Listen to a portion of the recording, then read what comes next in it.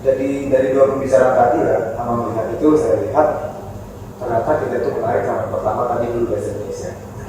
Yang kedua itu sama guru matematika. Sama? Jadi kalau saya dari sini dulu ya, sebelum lama-lama gitu. Jadi Amang sendiri yang sebagai calon pendeta yang pelayan di gereja itu kan merasa ada apa dengan agama ini?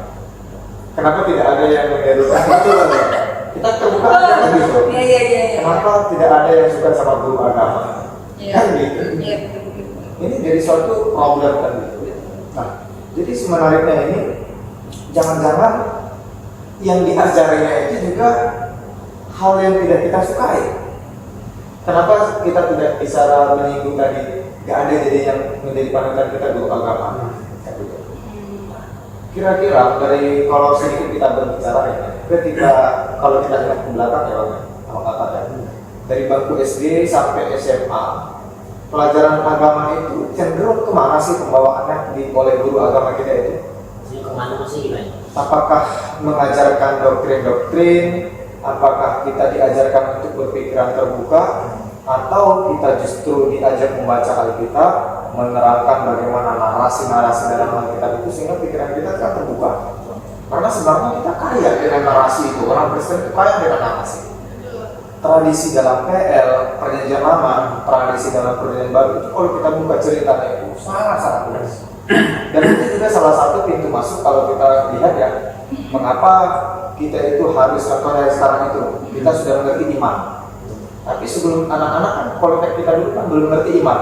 Tapi dengan adanya cerita, dengan adanya narasi, kita semakin mengerti, kita paham. Nah, jadi dulu pelajaran agama waktu abang dapatkan itu di sekolah itu gimana sih?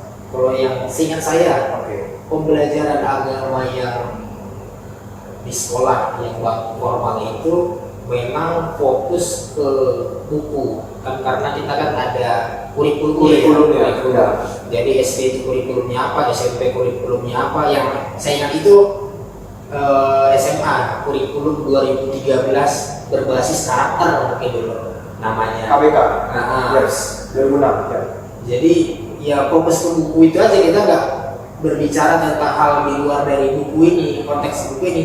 Dan juga kenapa mungkin bagi saya kita tidak menyukai atau kurang menggemari, atau sebenarnya bukan dari teladan si bukunya, bukan, tetapi bagaimana kita kan memilih siswa ini kan sebenarnya sederhana, melihat hal baik dan buruk ini sederhana. Jika menguntungkan bagi dia dianggap baik, jika merugikan dianggap nggak baik kira-kira. Jadi bagi saya sebenarnya semua murid menguntungkan bagi saya. Dikembalikan kepada cara siswanya. Ada siswa yang memang tanpa diajarkan pun dengan cara membaca aja sudah mengetahui. Ada juga yang sudah diajarkan juga belum mengetahui. Makanya ketika guru itu mengajar pasti ditanya. Ada yang masih belum paham, ada yang belum mengerti, ada yang mau bertanya gitu kira-kira. Jadi kalau misalnya dari pengalaman saya tentang guru agama Kristen, karena saya SMP itu saya SMP Katolik saya 3 tahun. Jadi ya doktrin Katolik, kita mengikuti Katolik seperti itu ya, yang pagi menyanyikan pujian, renungan seperti setiap pagi. Jadi yang saya lihat itu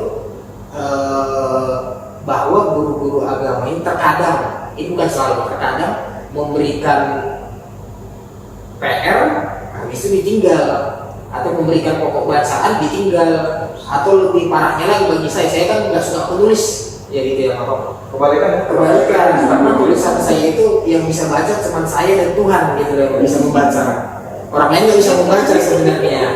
Jadi yang paling saya benci dan yang nggak saya suka itu sebenarnya disuruh mencatat, meringkas ya. Jadi dulu guru agama itu sering udah nggak masuk itu disuruh kita meringkas, malah sudah punya buku. Itu pertanyaan bagi saya, kenapa kita sudah punya buku masih disuruh meringkas sebenarnya. Jadi dari zaman dahulu itu ketika disuruh tugasnya meringkas, pasti saya nggak pernah selesai, karena bagi saya nggak ada poinnya juga untuk meringkas, karena sudah ada di buku, sudah ada rangkumannya, ngapain harus meringkas lagi gitu kira-kira. Kalau dari saya sendiri pengalamannya gitu. Mau jujur atau enggak? Ya, kata jujur, awal dari jujur lihat. Walaupun jujur itu menyakitkan, nggak apa sih kan? Soalnya lumayan aneh gitu. Lumayan aneh. Iya, Oke. unik. Aneh, unik ya? Ya. Oke. Waktu SD, guru agama tuh malah pelajaran. Iya. Sama? Saya. Wow, oke. Terus waktu SMP itu memang ada kerjasama mungkin ya ke gereja, cuma Oke.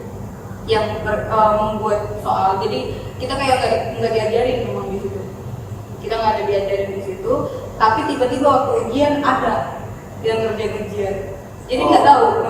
Tapi itu biasanya bisa kita kerjakan mungkin dari karena SMP ya. Jadi kita sudah bisa mengarah indah, ya kan? Oh. Mengarah indah gitu. Iya. Itu SMP. Waktu SMA masuk Pak aku di sekolah Kristen. Nah di situ ya mungkin cara mengajar di keagamaan itu terlalu monoton atau nggak ada yang unik, cuma disuruh baca menghafalkan gitu. Baca menghafalkan. Mereka sekali. Gitu. Berbeda. Iya, iya. Itu dulu waktu kakak sekolah itu kan kalau kayak tadi kata Bang Panda itu kan di sekolah Katolik. Kalau kan dulu di sekolah Katolik kan kalau Enggak, sekolah Kristen. negeri. Kalau SD negeri, SMP negeri, SMA Kristen. Kristen, Swasta. swasta, sekolah apa? Masih kudus. Oh masih di Kudus ya? Iya. Wow. Oke, jadi kalau kita bicara itu terkait itu memang memiliki plus minus masing-masing ya, memiliki plus minus masing-masing. Nah, memang kalau di sini lah kalau kita perhatikan memang sejatinya kalau kita perhatikan dalam konteks Alkitab itu ya takut akan Tuhan adalah permulaan pengetahuan kan? Jadi kalau kita perhatikan maka inilah memang yang harus kita perbaiki sebenarnya. Ini sebenarnya PR juga sih buat amat. Ya, jadi makanya di sini kalau kita perhatikan pedoman guru itu sebenarnya ketika dilihat seorang guru itu nggak harus yang sertifikasi dari lulusan PGSD, lulusan dari fakultas keguruan. Sebenarnya kayak aku juga bisa jadi guru, kakak juga bisa jadi guru, kayak anak juga bisa jadi guru. Oh, iya. Kan? Kenapa? Justru karena kita sudah mengalami berbagai hal, kita sudah mendapat banyak ilmu, kita sudah banyak mengenal juga. Di situ kita bisa dengan mudah, khususnya berkomunikasi. Kan gitu. Iya. Di samping itu juga kita bisa mengajarkan dengan baik juga. Jadi dalam hal ini menjadi guru itu menjadi tuntutan bagi semua. Walaupun kalau dalam hal ini khususnya tadi dalam kekristenan mungkin nggak semua orang bisa mengerti, membongkar itu. Tapi di sini kalau kita perhatikan, nah kita kenal dulu dengan isu-isu ya. Kenapa orang Yahudi itu pintar-pintar? Ya, gitu kan? Karena waktu kecil dikasih dengan musik apa? Beethoven seperti itu ya. Baru dialiri dengan musik-musik klasik, musik klasik. Itu sebagian kecil. Nah, kalau kita perhatikan dalam sejarahnya itu ya dalam gereja itu mereka itu pendidikan pertama itu mereka adalah pendidikan agama. Iya. Jadi pendidikan agama itu sejatinya memang kalau kita perhatikan dahulu itu di samping dia menceritakan baik buruk itu belakangan, baik buruk itu, baik benar salah itu belakangan. Tapi mereka itu diperkenalkan gimana sih mereka dulu bangsa Israel itu bisa mengenal Tuhan, gimana prosesnya. Itu diceritakan. Nah, hanya saja dan itu juga menjadi tanggung jawab orang tua. Makanya kan kalau kita perhatikan dalam kitab Keluaran itu sebelum tidur orang tua itu kayak mendongeng. Iya. Mendongeng itu cerita tentang dulu bangsa Israel itu begini. Ternyata penggabungan dari narasi dan histori sejarah itu perlu juga. Nah, jadi itu makanya kita perhatikan dalam sendiri itu sangat miris ya dengan metode dengan pengajaran agama sekarang itu karena sekarang itu sudah banyak didoktrin, bayangin itu. Dari kecil kita sudah didoktrin ini salah ini benar. Di mana seseorang itu bisa berkembang? Padahal benar salah itu kan sebuah kesimpulan pada akhirnya. Padahal tentang kehidupan tidak ada belum ada kesimpulan. Harus dibuka dulu semuanya dengan kacamata yang jelas. Ada sejarah, ada sastra, ada narasi yang terkandung dalam. Nah terkait dengan hal itulah, nah itu kita sharingkan di sini.